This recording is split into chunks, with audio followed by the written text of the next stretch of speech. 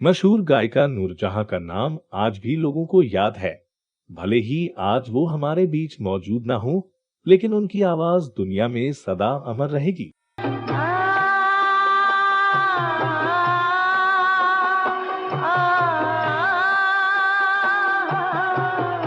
लगभग 7 दशकों तक नूरजहां ने अपनी मखमली आवाज से दुनिया पर राज किया। इसीलिए उन्हें मल्लिका तरन्नुम का खिताब मिला था।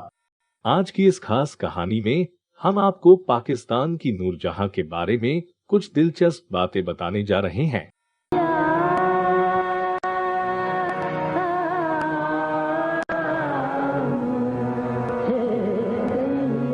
नूरजहां का जन्म 21 सितंबर 1926 को लाहौर से लगभग 45 किलोमीटर दूर कसूर में हुआ था। मदद अली और फतेह बीबी की 11 संतानों में वो एक थी। नाम रखा गया अल्लाह रखी। जिस परिवार में अल्लाह रखी यानी नूरजहां का जन्म हुआ, वो संगीत के सहारे भरण पोषण करता था।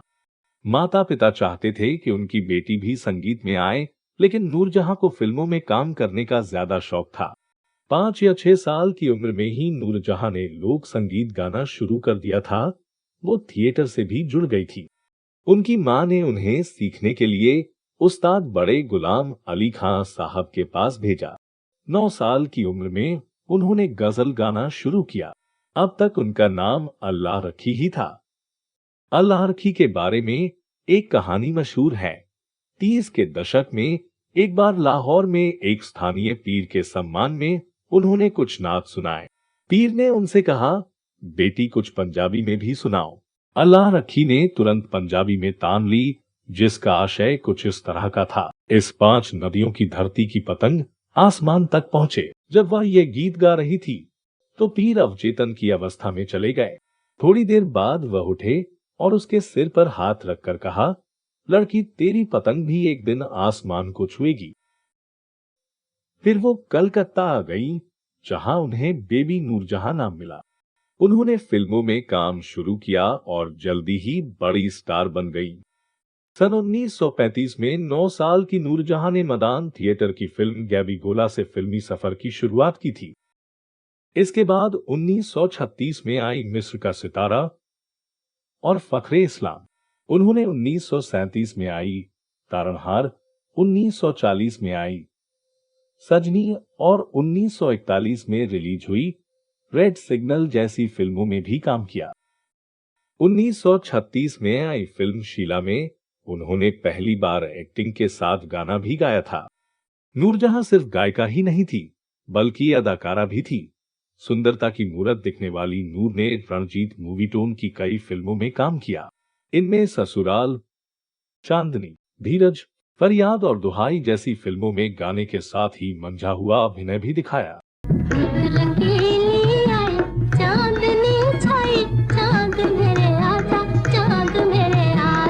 इतना ही नहीं, उन्होंने ना सिर्फ हिंदी में बल्कि उर्दू, सिंधी और पंजाबी जैसी भाषाओं में 10,000 से भी ज्यादा गाने गाए। नूरजहां की पहली हिंदी फिल्म साल 1942 में बनी, जिसका नाम था खानदान। तू कौन सी बदली में मेरे चांद है आजा, तारे हैं मेरे ज़ख्म जिगर इनमें समा जा। इस फिल्म में बॉलीवुड के मशहूर एक्टर प्राण ने हीरो की भूमिका निभाई थी। ये फिल्म नूरजहां के करियर के लिए मील का पत्थर साबित हुई थी। इसके बाद तो मानो उनकी तूती बोलने लगी। इस फिल्म के संगीतकार गुलाम हैदर थे। ये वही गुलाम हैदर हैं जिन्होंने लता मंगेशकर की किस्मत भी पलट दी और लता राष्ट्रीय स्वर कोकिला बन गई। खानदान के तकरीबन सारे गाने बेहद लोकप्रिय हुए। आँख मचोली खेलेंगे हम, आँख मचोली खेलेंगे, शौक सितारों से हिल मिल कर हम खेलेंगे। यहीं से फिल्म के निर्देशक शौकत हुसैन रिजवी उनके नजदीक आ गए। शौकत उनके अनेक चाहने वालों में से एक थे। बाद में शौकत की दूसरी फिल्म नौकर में भी उन्होंने अभिनय किया। फिल्म तो नहीं चली, पर शादी करके दोनों एक दूसरे के हमनवा बन गए। 1943 में भी नूरजहां की धूम रही। के दत्ता के संगीत निर्देशन में बनी फिल्म नादान के गाने खूब चले। इसके बाद उनके फिल्मी सफर को आगे बढ़ाने में सज्जाद हुसैन का योगदान रहा। उनके संगीत निर्देशन में बनी 1944 में आई फिल्म दोस्त के गाने काफी हिट हुए। इसी साल गायक अभिनेता सुरेंद्र के साथ उनकी फिल्म आई लाल हवेली। इसके भी गाने दुनिया के सर चढ़कर बोले। तेरी याद आए सवरिया, दिया दिया घबराए सवरिया। बकौल सुरेंद्र उनकी गायकी का ऐसा असर होता था कि मैं गाने की पंक्तियां भूल जाता था और बस उनकी यानी नूरजहां की आवाज में खो जाता था। 1945 भी नूरजहां के लिए काफी जबरदस्त साल था। इस साल उनकी 4 फिल्में रिलीज हुई और चारों ही हिट साबित हुई। जीनत ने काफी धूम मचाई थी। इस फिल्म के गीत भी खासे पसंद किए गए। एक कव्वाली आई, आहें न भरी शिकवे न किए।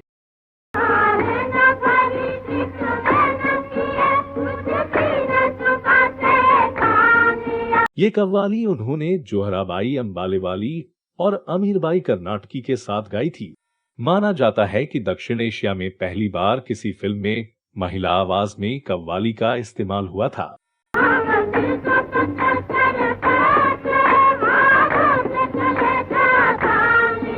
श्याम सुंदर वो तीसरे संगीतकार थे जो नूरजहां को बुलंदी की ओर ले गए। उनकी संगीत निर्देशित फिल्म गांव की गोरी में नूरजहां ने यादगार गाने गाए थे। कौन हंसा किसने सितारों को हंसाया, किसके मेरे नैनों की गलियों में आया, ये कौन। उनकी आवाज की रसीली मुर्कियां अपने उतार चढ़ावों के जरिए सुनने वालों पर गजब का असर छोड़ती थी।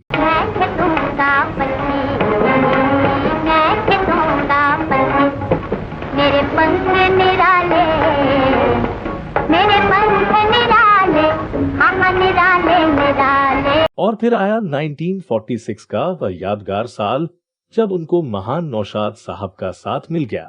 वह फिल्म थी अनमोल घड़ी। आवाज दे कहाँ है, दुनिया मेरी जवां है। इस फिल्म के गानों ने सारे रिकॉर्ड ध्वस्त कर डाले थे। मेरे बचपन के साथ ही मुझे भूल न जाना, देखो देखो हंसे न जमाना। सुरेंद्र और सुरैया के साथ नूरजहां की यह फिल्म अपने समय की एक सुपरहिट थी। आजा मेरी बर्बाद मोहब्बत के सहारे। इस फिल्म में वैसे तो कई कलाकार थे, लेकिन सबसे अधिक गाने नूरजहां के खाते में ही आए थे। है कौन जो बिगड़ी हुई तकदीर संवारे। इसके गाने आज भी कई घरों में बजते हैं। उड़न खटोले पे उड़ जाऊं, तेरे साथ न। फिर आया 1947 का साल। भारत पाक विभाजन के समय उन्होंने अपने पति के साथ पाकिस्तान जाने का फैसला किया। ऐलान किया, जहां पैदा हुई हूं वहीं जाऊंगी। ये वो दौर था जब बंबई यानी मुंबई में वो बड़ा नाम कमा चुकी थी। उनकी शोहरत आसमान छूने लगी थी। उन्हें फिल्मों के प्रोड्यूसर उनकी अदाकारी के बदले मुंहमांगी कीमत देने को तैयार रहते थे, लेकिन ये शोहरत और दौलत भी उन्हें हिंदुस्तान में नहीं रोक सकी। लाहौर में जन्मी नूरजहां अपने साथ आजमगढ़ में पैदा हुए अपने पति शौकत को भी साथ ले गई। ये बात अलग है कि उन्होंने शौकत मियां को 6 साल बाद ही तलाक दे दिया। पाकिस्तान जाने के बाद उन्हें अपनी गलती का एहसास भी हो गया था। एक तरफ जहां भारत में फिल्में लगातार बन रही थी, वहीं पाकिस्तान में छोटी मोटी फिल्म इंडस्ट्री स्थापित ही हो रही थी। शुरुआती दौर में तो सिर्फ स्थानीय और पंजाबी फिल्में ही बननी शुरू हुई। पाकिस्तान में नूरजहां की पहली फिल्म रिलीज होने में ही 4 साल लग गए। नूरजहां ने फिल्में प्रोड्यूस भी की और इस तरह वो पाकिस्तान की पहली महिला फिल्म प्रोड्यूसर बनी। और उनकी गायकी के बारे में एक बात बड़ी मशहूर थी कि वो गाना रिकॉर्ड करते हुए अपनी पूरी जान झोंक देती थी। गाना रिकॉर्ड करते हुए नूरजहां की पीठ पर घंटे भर के अंदर पसीने की बूंदें दिखाई देनी शुरू हो जाती थी और गाना खत्म होते होते वो सिर से पांव तक पसीने में नहा जाती थी। उन्होंने कड़ी मेहनत करके अपने लिए खास मुकाम हासिल किया था। नूरजहां ने अपनी जिंदगी में अच्छा और बुरा दोनों वक्त देखा, शादी भी देखी और तलाक भी। नूरजहां बेहद दिलफिंक और आशिक मिजाज महिला थी और उन्होंने अपने इस स्वभाव को खुलकर स्वीकार भी किया। मुझसे पहली सी मोहब्बत मेरे महबूब नामा। बीबीसी के एक आलेख के मुताबिक नूरजहां की दोस्त और मशहूर गायिका फरीदा खानम भी उनके आजाद ख्यालों से इत्तेफाक रखती थी और नूरजहां की लंबी लग्जरी कार में खूब मोटरगश्ती करती थी। उनकी कार जब नौजवान लड़कों के सामने से गुजरती थी तो धीमी हो जाया करती थी ताकि ये दोनों मशहूर गायिकाएं उन युवकों को जी भर के देख सके। उन्हें युवा लड़कों से दोस्ती करना और उनके साथ समय गुजारना बेहद पसंद था। एक बार पाकिस्तान की एक नामी शख्सियत राजा तजम्मुल हुसैन ने उनसे एक इंटरव्यू में हिम्मत कर पूछा था, आपके कितने आशिक रहे हैं अब तक? कम से कम आधे सच ही बता दीजिए, तजम्मुल ने जोर दिया। फिर तो नूरजहां ने गिनाना शुरू किया। कुछ मिनटों बाद उन्होंने तजम्मुल से पूछा, कितने हुए अब तक? तजम्मुल ने बिना पलक झपकाए जवाब दिया, अब तक 16। नूरजहां ने पंजाबी में क्लासिक टिप्पणी की, हाय अल्लाह, ना कर दिया वी 16 हो गए ने। मतलब हाय अल्लाह, ना करते हुए भी 16 आशिक तो गिनवा ही दिए मैंने। वो जो ब्लाउज पहनती थी उसका गला काफी डीप होता था और कमर से भी उसका बहुत सा हिस्सा पीछे बैठे शख्स को साफ दिखता था। तेरी सूरत से है आलम बहारों को सवा। नूरजहां के करीबी रह चुके अली अदनान कहते हैं, नूरजहां को पुरुष बहुत पसंद थे। उनके ही अल्फाज इस्तेमाल करता हूँ। पंजाबी में कहती थी, जदों मैं सोहना बंदा देखती हाँ ते मैनू गुदगुदी हुंदी है। मतलब जब भी मैं किसी खूबसूरत नौजवान को देखती हूँ तो मुझे गुदगुदी होने लगती है। नूरजहां और पाकिस्तानी क्रिकेटर नजर मोहम्मद के किस्से उस दौर में काफी मशहूर थे। उस वक्त ऐसी खबरें थी कि नजर मोहम्मद का करियर नूरजहां की वजह से खत्म हो गया था। एक बार उनको और नजर मोहम्मद को उनके पति ने एक कमरे में रंगे हाथ पकड़ लिया। नजर ने पहली मंजिल की खिड़की से नीचे छलांग लगा दी, जिसकी वजह से उनका हाथ टूट गया। उन्होंने एक पहलवान से अपना हाथ बैठवाया, लेकिन वो गलत जुड़ गया और उनको वक्त से पहले ही टेस्ट क्रिकेट से रिटायर हो जाना पड़ा। पहली शादी से उनके 3 बच्चे थे, जिनमें गायिका ज़िलै हुमा शामिल है। 1959 में उन्होंने खुद से 9 साल छोटे अदाकार एजाज दुर्रानी से शादी की। इस शादी से भी उनके 3 बच्चे हुए। 1963 में उन्होंने दुर्रानी साहब के कहने पर फिल्मों से रिटायर होने का फैसला किया। उनकी दूसरी शादी भी नहीं चली। 1979 में उनका तलाक हो गया। हालांकि जिंदगी के उतार चढ़ाव में उनकी गायकी पर ज्यादा असर नहीं पड़ा। ऑल इंडिया रेडियो से लेकर रेडियो सिलोन पर नूरजहां की आवाज का जादू श्रोताओं पर छाया रहा। आजा मेरी बर्बाद मोहब्बत के सहारे। 1971 के भारत पाकिस्तान युद्ध के समय उनका नाम पाकिस्तान के राष्ट्रपति जनरल याहिया खां से भी जोड़ा गया। नूरजहां ने खुद कभी इसकी पुष्टि नहीं की, लेकिन ये सर्वविदित है कि जनरल याहिया को सुंदर औरतों का साथ बहुत पसंद था। याहिया खान को लेडीज मैन कहा जाता था। कई महिलाओं के साथ उनकी दोस्ती थी। उनकी सबसे नजदीक महिला दोस्त हुई अकलीम अख्तर, जो जनरल रानी के नाम से मशहूर थी। कहा जाता है कि अकलीम के जरिए ही नूरजहां भी जनरल याहिया तक पहुंची।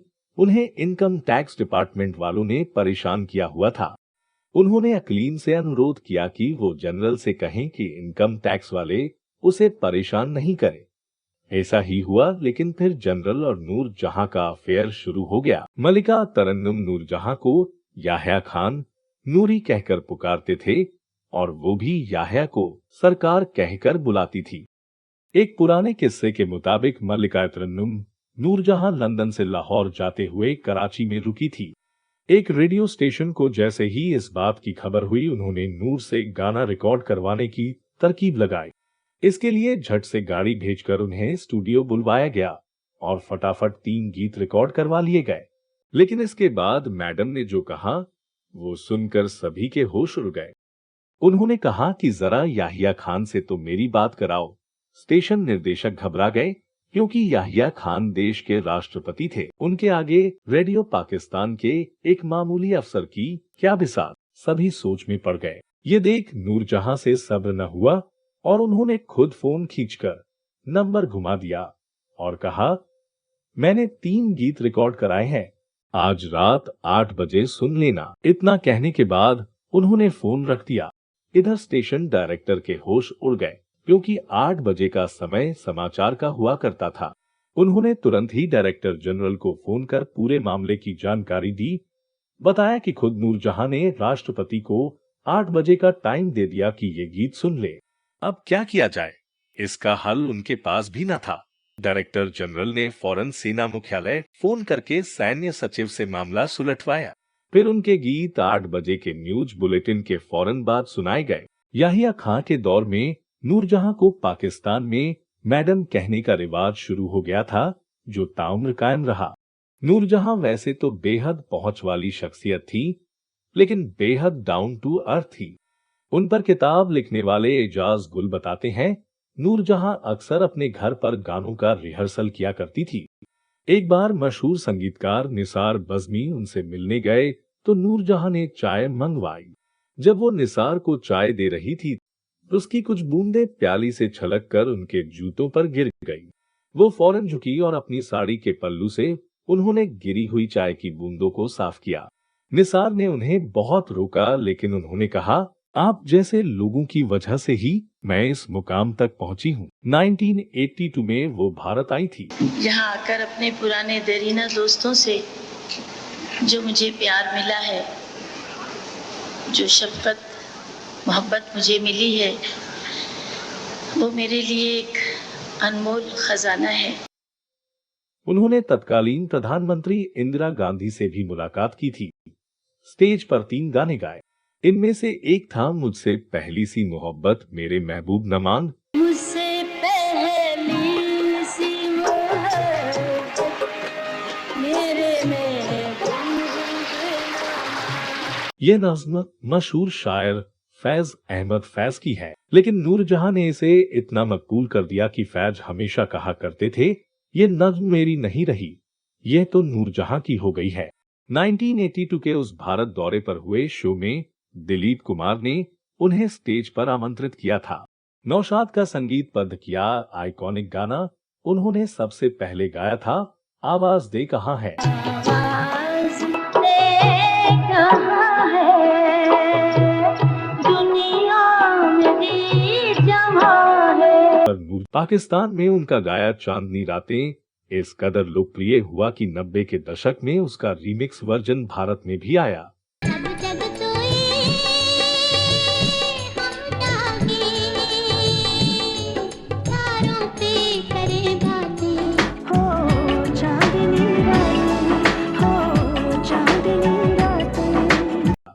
ये वर्जन भी खासा लोकप्रिय हुआ। उनसे एक बार किसी ने पूछा था कि गाना कब शुरू किया। इस पर नूरजहां ने जवाब दिया कि जब पैदा हुई तब से ये सही भी लगता है।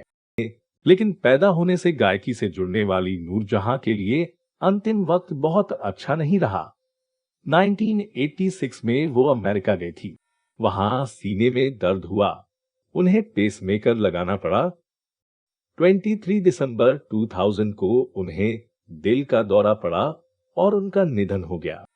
ऐसी शख्सियत जिसने अपनी जिद पर जिंदगी जी, जिसने अपनी मर्जी से जिंदगी जी। वैसे तो नूर की शोहरत, आवाज और नाम की कोई सीमा नहीं थी, लेकिन अविभाजित भारत में जन्म लेने के कारण उन्हें हिंदुस्तान में भी उतना ही चाहा जाता है। खुद नूरजहां को भी इस देश से बहुत लगाव था, क्योंकि वे कभी स्वीकार ही नहीं कर पाई कि हम अलग हो गए हैं। उनका मानना था कि सीमाएं हमें जुदा नहीं कर सकती।